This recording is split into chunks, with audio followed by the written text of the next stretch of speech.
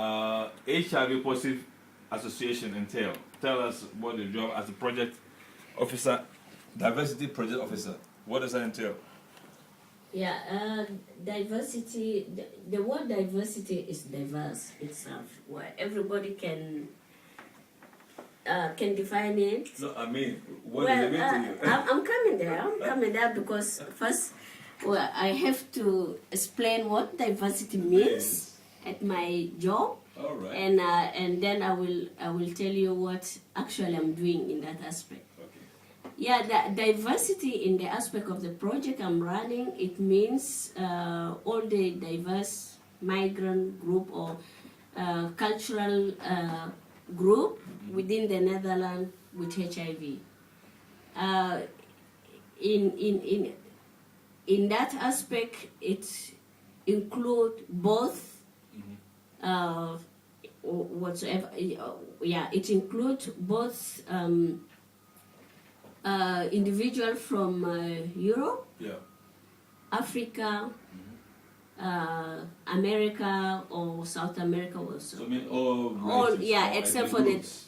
all the group except the Dutch native, let's say. Oh, okay. But I say since HIV among heterosexual in general, or if you look at the migrant group in general, you find that the sub-Saharan group have the high number of HIV. So in that aspect, I wonder why that is there. I mean, when I hear yeah, that, but we are the leading region in the world. Come on, so we are so what are we doing wrong that is giving us more HIV status? There are a lot of factors. There are a lot of factors around that. You can blame it to poverty. You can blame it to our culture. You can blame it to education. No, you know. What are we doing wrong? Tell me. What we are doing wrong is around this area. We are poor. Okay, we are poor, and if you are poor, you one of the example which is really prominent is that men, for example, in sub-Saharan society are promiscuous. Yeah, are promiscuous, and they are making what is happening that young girls are looking up to older men for financial support, what you call sugar daddy.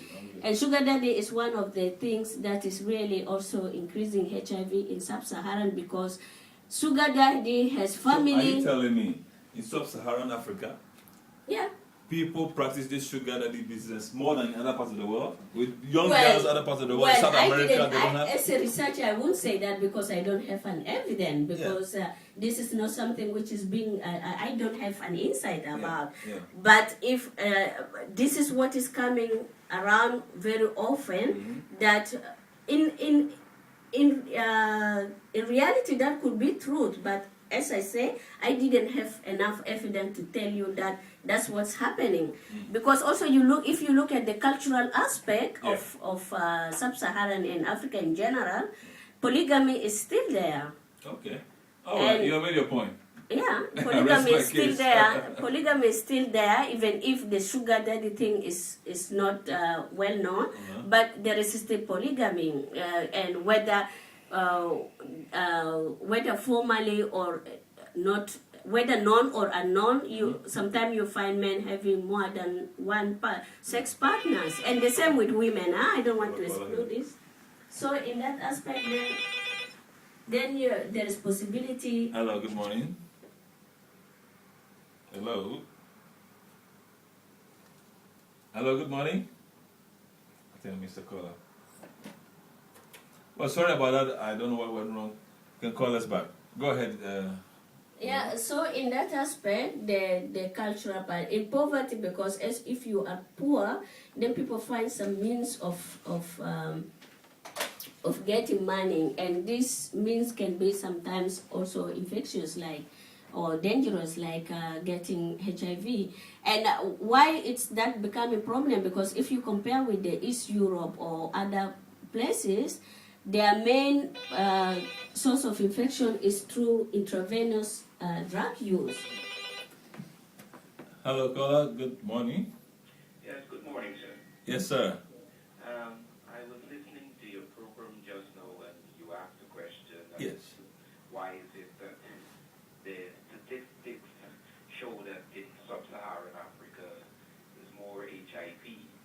Right. People there. Yes. But I think you also know the answer to that, because your culture, where men do not adhere to simple rules. Yes. You are aware that African men especially do not like to use condoms. Mm-hmm. And I think the Goodly Doctor and your program should be able to educate and extend the simple rules. Right. And make them understand that using local medicine and trying to tell the younger girl, oh, having sex with an older man or so, that you will not have AIDS. Mm-hmm. So I think the thing is education. Yeah. Educate your people first, and then you can move on to another level. Thank you for listening. Thank you. You didn't give us your name, sir. My name is John Roberts. Thank you for the comment. God bless. Bye-bye. Yeah, All right, you want to react on what yeah, that's a great point. That's a good point. He And has a point in that. Yes. Yeah, he has a great point on that. Well, of course, at the end of the day, whether you have one sex partner or you have several sex partner, that's what I say. If you are practicing safe sex, then you are protecting yourself in a way. Yes. And that is, that's where I'm coming at the cultural part. If you come to the cultural part, most of our men, of course, they don't like to use condoms. And that also have been an area whereby if you don't use condom, then you are not protecting yourself. Yes, yes. But what about the Netherlands people who are using condom and yet they still have... okay, in the background, the question is, what about native Dutch people who are using condom and still are getting infected? That's the question. Yes. Is that can we say anything about that? Because the man said... Well, there is difference of using condom consistently with every sex partner. If you are using condom today and tomorrow you don't use, then it's really felt at the area of that you are not using consistently, and that you still have the chance of getting infected. Okay, let me just cut that point. I think it boils down to education. People being careful and maybe having just one steady partner and not, sleeping about, taking precaution. I think that's the key word here. That's the safe key word. sex. Safe sex. All right. Thank you. What are the main support facilities you wish to make our listeners aware of, which your organization can provide or does provide to those who have HIV positive status? Well, I think I mentioned it a little bit earlier. earlier. You can just run over quickly for us. Yeah, it's information and in all aspects and what we call support.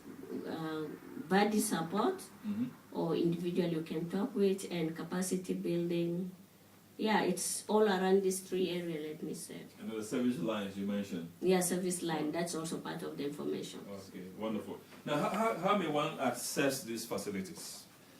Well, if you go to our website, www.hifnet.org, yes, then you get all the information and also the service line which you can call. And you can also visit our office. That is specifically how you can I get think you this. should place an advert on the Voice of Nigeria website. Yes. So people can easily connect and, And also those who are in the treatment center, if you are able to ask your HIV nurse on the service where you can get service, they will direct you. They will direct you definitely. All right. Now, there's two quick questions. What challenges do you face in working with or helping those with HIV status in the migrant community? What challenges do you face in working with the group of people we're dealing with right now? Yeah, within my target group, I think the challenge is huge, because actually it's not only about HIV. There are a lot of things around their lives, which that's why I say if you look at all the migrant group, you can divide them into three groups, like what I mentioned before. So around that three groups, individuals face different problems. Yes. And the main biggest problem is at the moment is those who has not document, the undocumented. Yeah. It's really a big issue because they can still have they can still have treatment. Yeah. But yeah, they only have that treatment. But if you look at public health, the holistic manner of being healthy is missing. I see. And well, this is a huge challenge because actually it goes beyond HIV itself.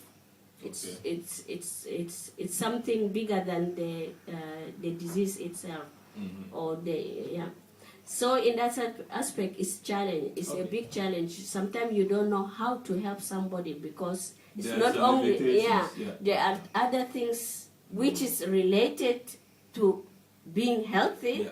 It's not being met. Wow. Well, I guess we'll get into this some more, to look at these challenges and maybe look for a way to solve them. I believe every solution, every problem can have a solution. Yeah, I hope so. Okay. Now, one last question: what do you like most about your job, and which message would you like to leave with our listeners in 1 minute? Well, I like the challenge.